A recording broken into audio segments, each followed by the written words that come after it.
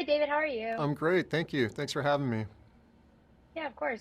With a movie like The Beekeeper, obviously a big allure for fans is to see Jason Statham just kind of kicking ass because that's why we go into Jason Statham movies.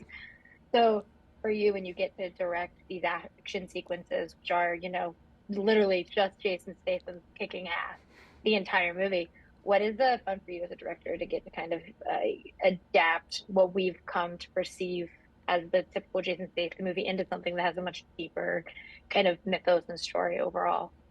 Yeah, I mean that's what I saw here is, he's so iconic and I had this opportunity to work with him and it was an opportunity to kind of present him in a more emotional way to the audience and to kind of like build a really nice movie around him with an amazing team of talent around him and also just to see him punch bad guys, which was a lot of fun on set and I think works really well in the movie.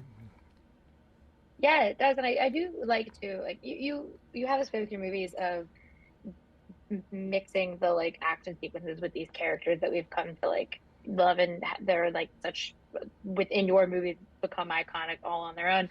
And I do love like the cut to Josh Hutcherson throughout the movie where it's just like him in boardrooms and like on phones or like just doing whatever he wants.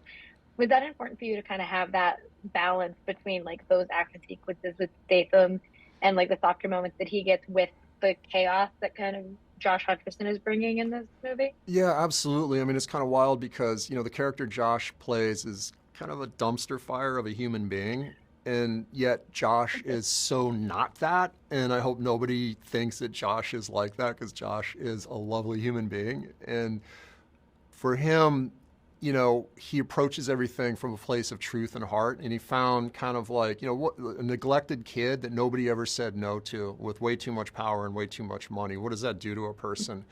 And we can kind of see the result. And then to add, the amazing hair and the green jackets and the snakeskin boots and all those things, you realize that this wounded person is just wounding other people in the world. And to cut from, Jason, who represents like he just wants to bring justice. He just wants to help people. He wants to protect people that aren't being protected.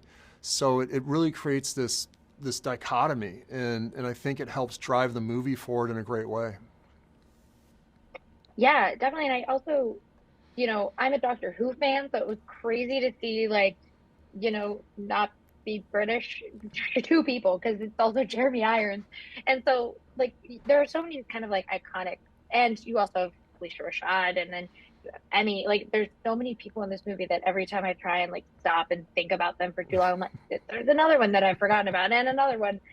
When you're building these casts, is again, you are known for building these kind of iconic casts as well.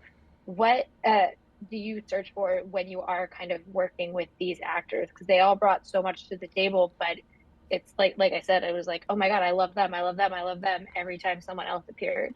I mean, that's it. I got lucky with an amazing cast here. And, you take the case of Jeremy, who is, playing this, former government official, this very capable, Hmm. serious person who is also just a very strong, capable actor with such gravitas. And he's trying to wrangle this wild man in the form of Josh Hutcherson. And that dynamic just adds so much to the movie itself. But even just like, getting Minnie Driver to play the head of the CIA, and she just has such gravitas.